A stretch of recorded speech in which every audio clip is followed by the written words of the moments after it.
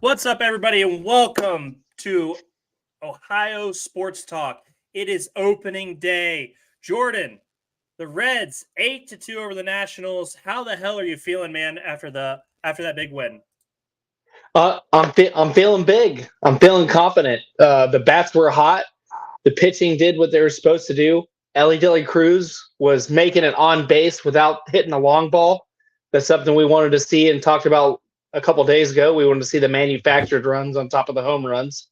So it was opening day successful. I think 64,000 people strong. Happy to see Cincinnati show out. Yeah, like you said, dude. Hell of a turnout.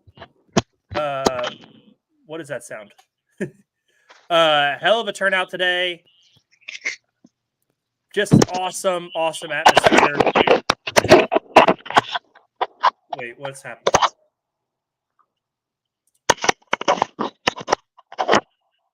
What is happening? What? There's just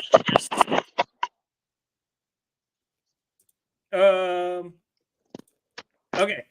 Sorry, I don't know what's going on with the audio, but we are super excited, guys. Reds get the win on opening day. Jordan, like you said, Ellie gets on base twice without having to hit the long ball. Reds, 8-2. Thoughts on the starter, Frankie Montas? 1-0, 6 innings pitched, only gave up 4 hits, 4 strikeouts. Really just a really solid performance from him today. What are your thoughts there? He did what he needed to do. We had about 76 pitches before they pulled him. And anytime you go 6 innings plus with 76 pitches, it represents that you're not going deep into counts. He had a lot of soft hits off the bat, so that was always good to see. He really didn't give anything up long, and he always kept his defense behind him, able to be in tune. Something we really haven't seen from Reds starting pitching in probably the last 2 or 3 seasons. So that's a very strong start. Very strong start for the Reds. Yep, well said. Let's talk about the elephant in the room, man. What about Nick Martini? Shaken, not stirred with 2 home runs today. What are your thoughts on him being the DH going forward? We know he's a lefty, and that set him up to succeed today. 5 RBIs, 2 home runs. Brings you back to some excellent opening days. Adam Dunn when he had the 2 home runs. Thoughts on Nick Martini taking 2 out deep today?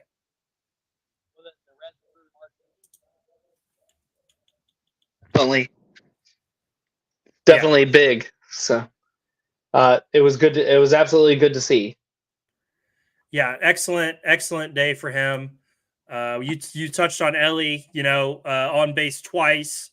He did strike out twice, but I'm willing to live with some of the strikeouts if he can get on base 2 times a game. Drew the walk, which is nice to see. Had a nice hit, stole a base. Only guy who really struggled today was Candelario. 4 at bats, 3 strikeouts, but everybody else, was in the mix. Encarnacion Strand also struggled. Those 2 guys at the 3-4 spot. I have expectations for those guys to be better. Opening day is not always the easiest to hit, but Reds come out, get a win. Win number 1. You know the best thing about 1-0, Jordan? 2-0. You can go 2-0. 1 out of 162. There's 161 more of these to go. What is your prediction for this team going forward? Wins, loss. Where do you think they can finish in the Central? Do you think they can win the Central? Give me your thoughts there. I definitely think they can win the Central. Yeah, you look at the rest of our grouping. There's a lot of teams that are kind of not even reloading. You look at the Cardinals are kind of in the midst of a rebuild. The Pirates are kind of in between a rebuild and a reload. So I think it's for the Reds for the taking. The Reds finished the season strong last season. Yep. I think you and I talked about they got close to they hit 80 wins or came close to 80 wins with a lot of guys coming up from the minors. 82 wins. And, with all the injuries with the bullpen last season, that was phenomenal. And, the expectation can only go up. especially with the injuries that we kind of touched up on our last show. They're only going to get healthier right now because we do have a lot of guys kind of in the Dean category. McLean was a huge black eye, so I want to touch on that real quick. Yeah, that was moving tough. forward. That's never what you want to hear on the eve of your opening day Central. So it definitely hurt. But I see kind of close. I would say between 82 to 84 wins. Okay. Depending, health depending. So sure. I do think that's enough to get them into the playoffs this season and for the Central. So Okay. I can say 82 to 84 wins with the healthy rotation. I don't think we're going to go crazy at the trade deadline this year and make a lot of cuts. And I don't think we're going to call a whole lot of guys up like we did last season. So I think the guys that are in the locker room and in the bullpen are kind of guys we're going to rock with going forward. All right. Shout out to Darren from Fat Boy Fadeaway. Over there killing it. They got 7th inning stretch tonight. Check them out on the Variety Sports Network. Darren says if we play the Nationals all year, we'll make the playoffs. Pretty hateful. Justin Eaton, thank you for joining in. Shout out. Appreciate you stopping in, dude. Just talking some Reds baseball here. Jordan, you said 82 to 84 wins. I'm going to go 86 and 76. Last season, we finished with 82 wins. I think we're a better team this year. I understand health is an issue. I think we're better all around. Give me 86 wins and I think that should put them right in contention to win the Central if all things go their way. Fun start to the year, Jordan. Again, Nick Martini, two home runs, 5 RBIs. Steer is an absolute animal. I think he's probably going to be our most consistent player this year. He was 2 hits, 2 RBIs, and then he, just excellent play from him today. It's exciting, man. We're going to talk a lot of baseball this year. It's going to be going on week after week. It's going to be baseball. But Jordan, we've also got to talk a little bit of Cavaliers because we're in the thick of a playoff race. We're really struggling, dude. We're really scraping at the bottom of the barrel. We're 3-7 in our last 10. Lost to the Hornets last night. What are your thoughts on the Cavaliers going forward? I'll give you my thoughts on the current state right now. Moving forward, I have a little bit of a lighter tune, but right now it's just they seem such in disarray. And even against the Hornets game, we had guys come back from injury. Strus played really well. He shot I think around 58% from the field total. Came off, scored 19 points. Yep. Evan Mobley kind of came off and played a little bit sparingly. So we got those 2 guys back in motion, and the outcome was the same when they were gone. So I was a little bit shocked there. I don't know where the big disconnect is. Darius Garland, we sound like a broken record week in, week out, both on our Twitter feed on X and here on the show. It's so much inconsistency. He's not shooting well from the field as a whole.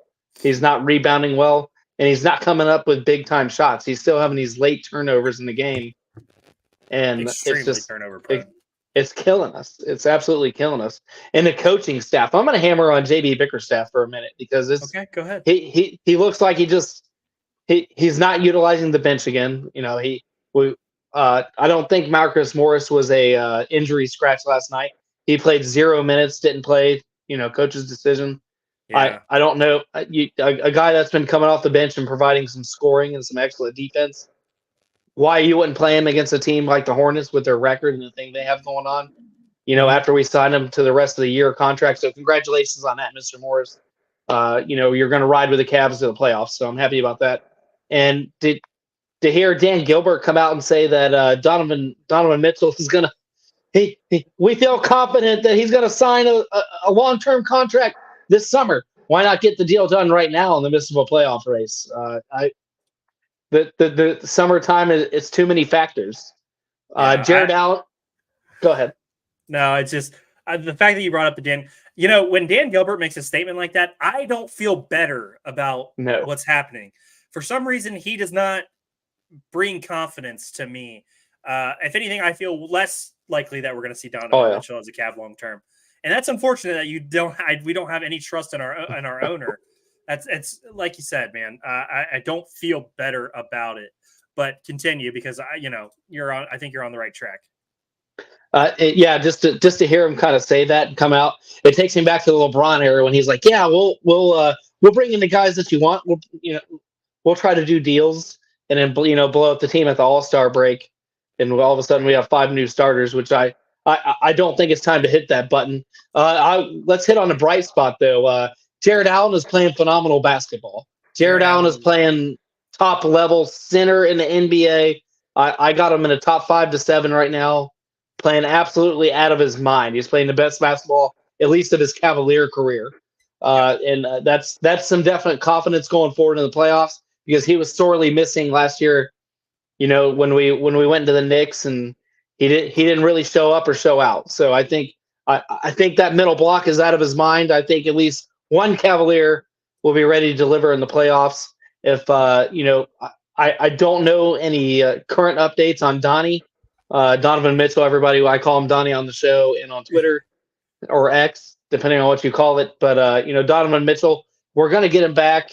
It's just how much is it going to be rust and how much is going to be unit cohesion moving forward into the playoffs? Because the Cavaliers are going to get to the playoffs. It's all about who's going to be healthy, what the rotation is going to look like. And if the coaching staff, JB Bickerstaff and company, can get the hell out of their own way, and you get this team that has a top tier roster from top to bottom right now. We have depth that a lot of other teams in the Eastern Conference don't have. That's below us. The Magic are kind of forming their own thing right now over in Orlando. That's kind of close, but everybody above us has star players they got to rely on night in and night out. We have bench options, and if they can manage that both defensively and offensively, we're going to be that 2 seed that we were playing like for a majority of the season. So I'm confident, but at the same time, I'm a little shook right now. 3-7. I know we're battling injuries. We're knick-knacked. The coaching staff's kind of losing their mind and, dumping the philosophy. They're dumping a philosophy that got us here to the 2 seed just 3 weeks ago. It hasn't been fun to see. You see the frustration on the players. You see the frustration on the staff. And in the press conferences post game, they're the shortest they've ever been. And you have to look at that. There's something going on. It kind of reminds me of the Eagles, the way they kind of fell apart in the NFL season.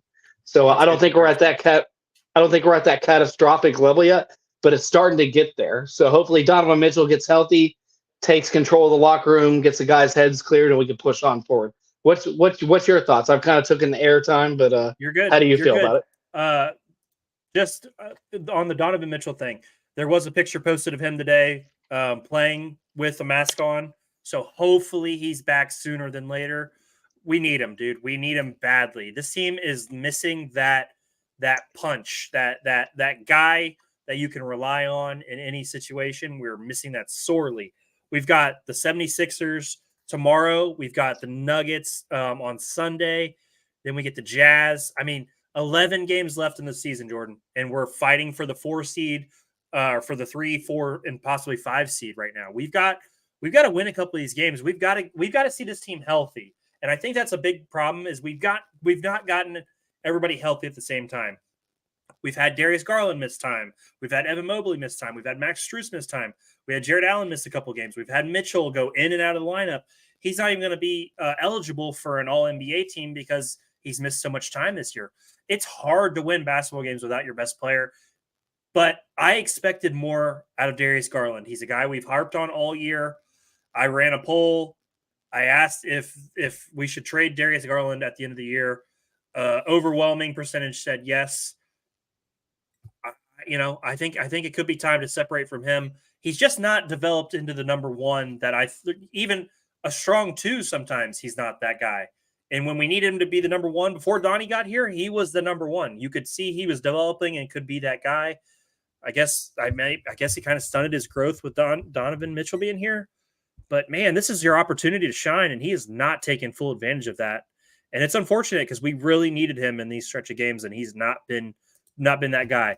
I'm glad you keep praising Jared Allen. Jared Allen is a top 5 center in the NBA.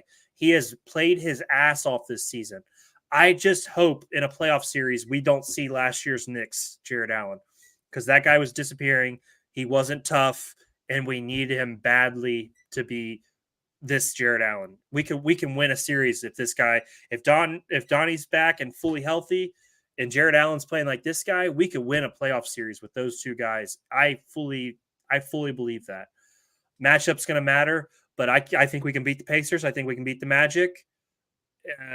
And those are two teams that we're looking at playing right now if we were to if the season was to end today. You mentioned the coaching staff. I think the Cavs have a ceiling on themselves with JB as the coach. I don't have a good replacement, but if we have another first round exit, I assume JB will be gone. What are your thoughts on that? I 110% agree with you there. You can't give a guy chance after chance after chance after chance. The Cavs went into the off season. They got some veteran guys that have been there. You look at Strus has been to the Eastern Conference Finals over with Miami. So we brought in experience. We brought in guys that can do pressure. They brought in some more size. They brought in just great guys that can go off the bench with a defensive philosophy, which JB backs himself on night in and night out. He coins that. Oh, I'm a defensive philosophy. Flashy offense and this and that, but I don't think that's the Cavs style. I think they need they need more of a guy that can come in and be like, we need to score more points. Isaac Okoro has taken a lot of steps offensively this season, and some of that in the 2 years ago, he called out JB's Bickerstaff by name and said, hey, I'm only being used as a defensive specialist. He was only coming in for certain situations, for certain matchups, and you would see him not want to pull the trigger and make that cut to the bucket. Well, this year he's kind of got that out of his mind. You see him; he's not afraid to make the fast breakaway, not afraid to take it into his own hands and even get to the line where he kind of struggles from the line, but it is the next step in his evolution. If we can bring in, if we're a first round exit, he's got to go. You got to bring in a guy with with a Mike D'Antoni mentality. Let's get these guys going. Let's grease the wheels offensively. I know D'Antoni has his own problem and his own record, but every team he went to, he did unlock a lot of offense, and I think that's fair. The Cavs have it there. We have enough size and enough guys that Mobley can play offensively and defensively. Okoro can play offensively and defensively, and we know Jared Allen, if he can turn it on, they have enough guys that have enough defensive mindset to bring in an offensive coach and just let's unlock this bench and move forward. But I think JB's gone. I think even if we win a first round series, that's a conversation that has to be had. I even go one step further. I think Altman needs to be on at least the chopping block, or somebody needs to put an iron under his ass. He hasn't really done a lot mid season for trades and bringing in people. Marcus Morris was a gem. Thank God we got him, but he hasn't made a lot of moves when we need to make a lot of moves. We had some of these injuries existing when the trade deadline was accessible to us, and he kind of stayed the course. Yeah. So I think both of them need to be, from Altman on down to JB Bickerstaff, you need to put a fire under them. Okay. I think some of that is fair. Darren asks Jordan, what's the matchup you want in the first round? The options right now are the Indiana Pacers, the Orlando Magic, Miami, and the 76ers, because they're all in that mix. We're all in that mix together of where we could match up potentially. Out of those teams, who would you like to play the most? Pacers, Magic, Heat, Sixers. I would say the Pacers is who I want to play. Yeah. And the least, the people I don't want to see in round one would be both Miami and Orlando.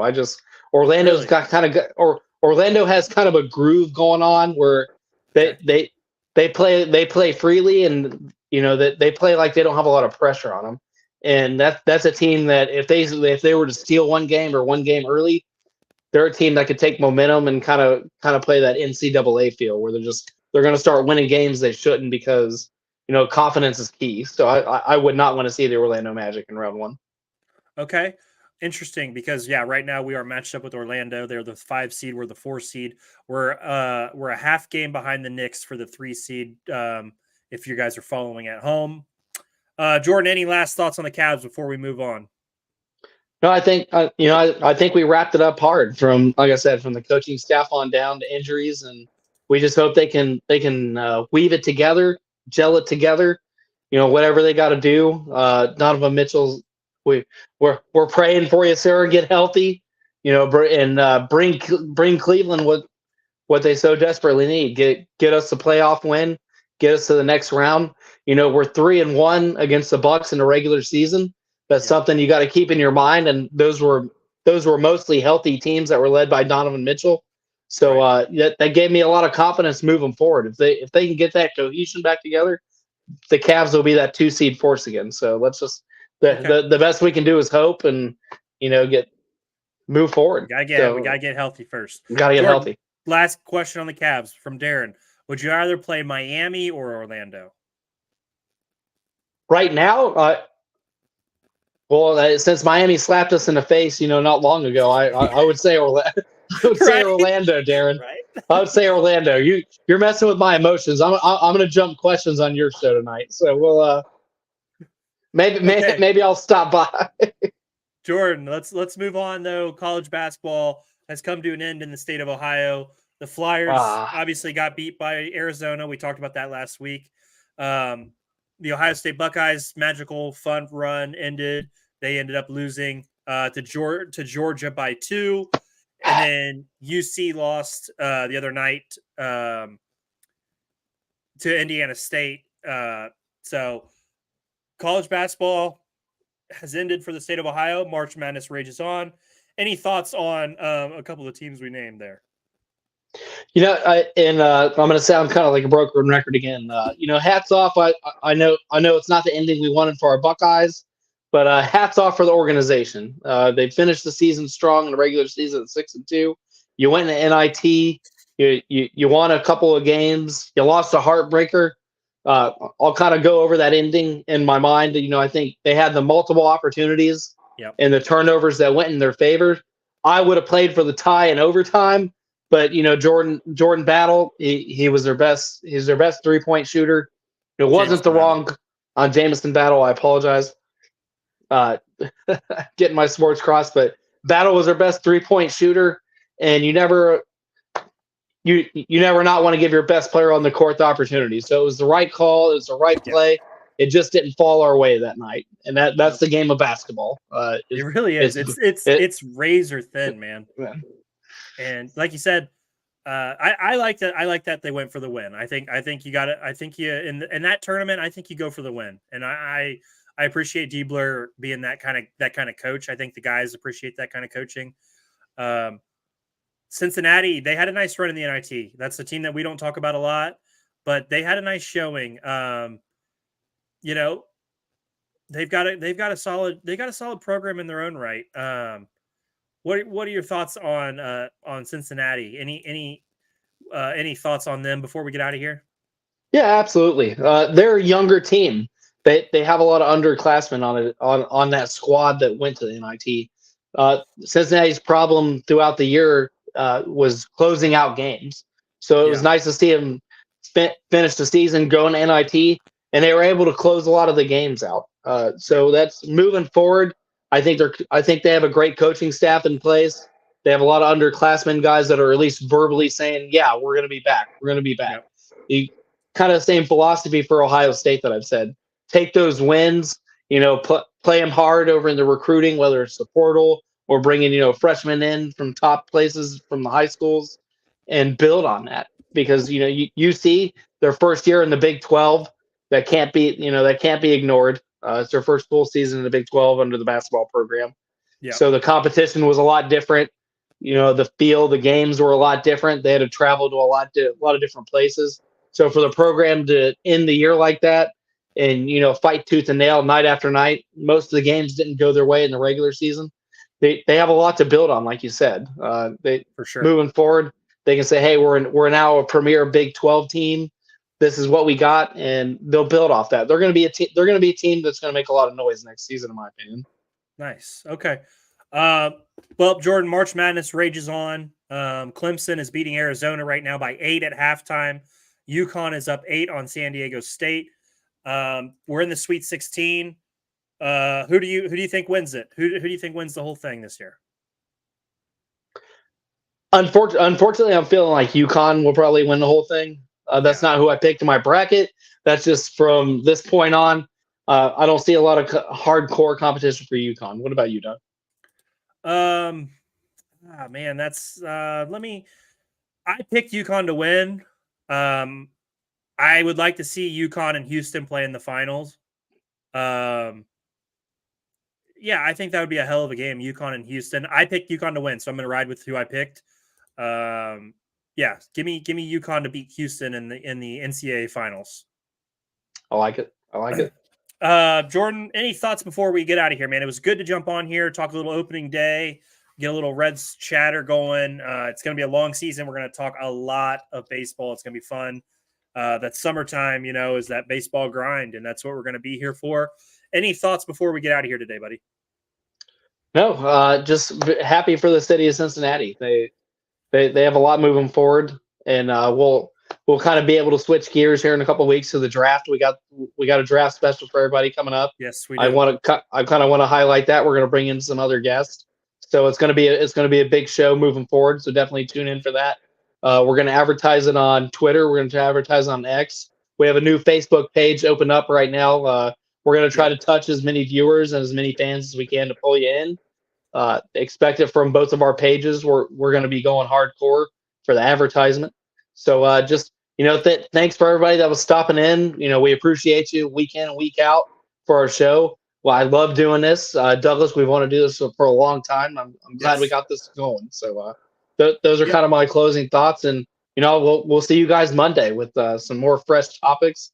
Cleveland has a heavy and loaded weekend against top contenders, and hopefully we'll have some positivity behind that. Yeah. Well said, Jordan. Again, at our peak tonight, we had 45 people watching. We don't take that for granted. We appreciate each and every person who stops in and comments or even watches for a minute, a second, whatever it takes. We're going to keep trying to grow the show. Like you said, we started a Facebook. We're on X. We're making content. We're on YouTube. We're doing everything we can. Thank you guys so much. And you know what? Go Reds. Back at it on Saturday. We're going to be on Monday. We're going to recap the weekend. We're going to talk Cavs weekend. We got a lot going on. So this has been Doug from Ohio Sports Talk. That's my man, Jordan. We will see you guys Monday at 6:00. Can't wait. Bye.